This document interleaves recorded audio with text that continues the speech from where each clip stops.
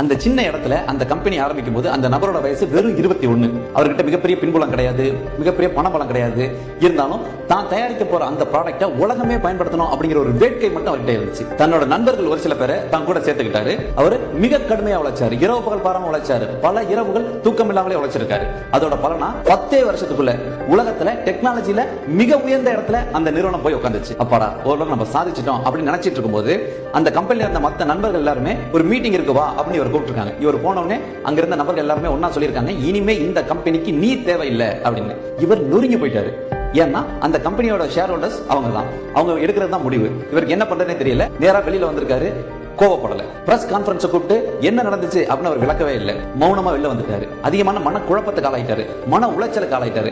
மன அழுத்தம் அவர் ஆட்டி படைச்சிச்சு. கொஞ்சம் கொஞ்சமா அதுல இருந்து ரெக்கவர் ஆக ஆரம்பிச்சாரு. சரி இது இப்படி இருந்துடக்கூடாது அப்படிங்கிறதுக்காக அவரே தனியா ஒரு சின்னதா ஒரு கம்பெனி ஒன்று ஆரம்பிக்கிறாரு. கடுமையான உழைப்பை அதுக்குள்ள அவர் கொடுக்கிறாரு. ஏதாவது புதுமையான ஒரு விஷயத்தை செய்யணும் அப்படின்னு டெக்னாலஜி செய்ய ஆரம்பிச்சிருக்காரு. இப்ப சில வருஷங்கள் போனதுக்கு அப்புறம் எந்த கம்பெனில இருந்து அவர் தூக்கி எறியப்பட்டாரோ அந்த கம்பெனில இருந்து மறுபடியும் அவருக்கு அழைப்பு வந்திருக்கு, நீங்க வந்து தலைமை ஏத்துங்க அப்படின்னு. இந்த டைம் உலகமே இதுவரைக்கும் பாத்துறாத ஒரு சிறந்த ப்ராடக்ட்ஸோட அவர் உள்ள போயிருக்காரு.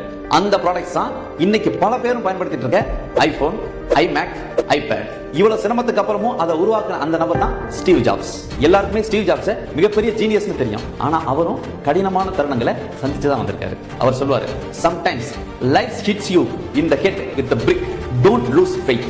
அதே மாதிரி உங்களையும் பல இடங்கள்ல இருந்து நிராகரிச்சிருப்பாங்க, பல இடங்கள்ல ஒதுக்கி வச்சிருப்பாங்க, பல இடங்கள்ல இருந்து வெளியில எடுத்து போட்டிருப்பாங்க. அதுக்கெல்லாம் கொஞ்சம் கூட கவலைப்படாதீங்க.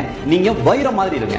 வைரத்தை நீங்க எந்த இடத்துல தூக்கி போட்டீங்க அப்படின்னாலும் ஒரு சில ஸ்டேஜுக்கு அப்புறம் அது கண்டிப்பா ஜொலிக்க ஆரம்பிச்சிடும், பிரகாசிக்க ஆரம்பிச்சிடும். அதோட மதிப்பும் பல மடங்கு கூடிக்கிட்டே தான் போகும். அதே மாதிரி கடுமையான உழைப்பு அப்படிங்கிற பட்டையை நீங்க தீட்டிட்டே இருக்கிற வரைக்கும் வைரம் மாதிரி நீங்களும் ஜொலிச்சுக்கிட்டே தான் இருப்பீங்க. எந்த இடத்துல உங்களை நிராகரிச்சாங்களோ, எந்த இடத்துல உங்களை உதாசீனப்படுத்தினாங்களோ, எந்த இடத்துல உங்களை தூக்கி எறிஞ்சாங்களோ அதே இடத்துல அசைக்க முடியாத இடத்துல போய் கண்டிப்பா உட்காருவீங்க. அப்படி இல்லைன்னா கூட இப்படி ஒரு நபர் நம்ம இழந்துட்டோமே அப்படின்னு அவங்க காலம் பூரா கண்டிப்பா வருத்தப்படுவாங்க. அதுக்கு உங்களை நீங்க பட்டை தீட்டிட்டே இருக்கணும், கடினமான உழைப்பு மூலம்.